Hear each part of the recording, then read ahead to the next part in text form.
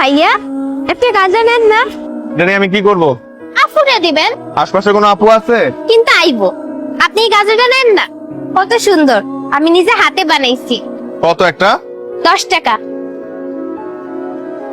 কি বড় হইলে মেয়েরা মনে সুন্দর হয়ে যায় না? আর ছোটবেলাতে এত সুন্দর ছিলি না। তুই ছোটবেলায় বান্দর ছিলি, এখনো বান্দরই আছিস। কেমন আছিস? ভালো। তুই কেমন আছিস? এই নে তোর জন্য গাছরা। খুব সুন্দর তো। আমার জন্য নিছিলি না গার্লফ্রেন্ডের জন্য? এত ঘুরায় বাজে জিজ্ঞেস করস কেন? আর আমার জীবনে তুই প্রথম এবং তুই শেষ মেয়ে বন্ধু। কিন্তু আমার বিশ্বাস করতে কষ্ট হয় যে তুই এখনো সিঙ্গেল। সুন্দরী সুন্দরী মেয়েরাও প্রপোজ করে, কিন্তু তোর কথা। আমার বাসায় চল। ফাহাদ, তোর বাড়িতে যেরকম হুট করে চলে আসলাম, তোর বাড়ি এলে তো জানে।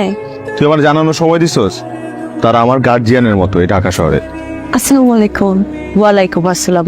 তুমি বলেছিলে যে তোমার একজন বন্ধু আসবে, আর এইভাবে একটা মেয়ে এই বাড়িতে থাকবে, এটা তো অ্যালাউড না ফাহাদ। আপনি ওর মায়ের মতো।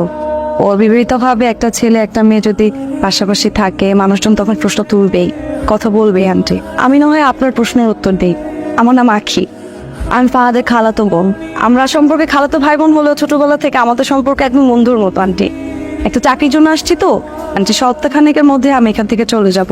আমি প্রমিস করছি, আমি একটা চাকরি পাওয়ার সাথে সাথে এখান থেকে চলে যাব। মেয়ের মতো বলেছ, থাকতে তো দিতেই হবে, থাকো। রুমটা আসলে কার? মানে তুই আমার বাসায় আসছিস না আমি তোর বাসায় আসছি? আঙ্কেল আন্টি এক করে ফেলছস?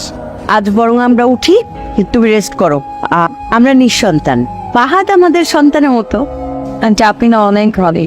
ঠিক আমার মায়ের হবে, মা তো মাই। থাক তাহলে আমি একটু গোসল করে আসি। আসসালামু আলাইকুম আঙ্কেল। তুই আসার পর থেকে আমার জীবনে শুধু সুবিধা আর সুবিধা। তাহলে বোঝ, বিয়ে করে ঘরে যখন বউ আনবি তখন কত সুবিধা থাকবে। তখন তো তোর জীবন সুবিধাময় থেকে স্বর্গময় হয়ে যাবে। বিয়ে করতে হবে কেন? তুই আসিস না, তোর দিতে হবে না? যখন ঘরে বউ আসবে না, তখন এগুলোর সমস্ত বিচার আমি দিব। কিন্তু বউ বউ করতেছিস কেন? কি রানছিস?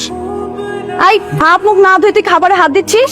গোসল করে তারপর খেতে বসবে, আমি খাবার দিচ্ছি, যা। না আসছে টিচার, খুব জ্ঞান দিতেছে।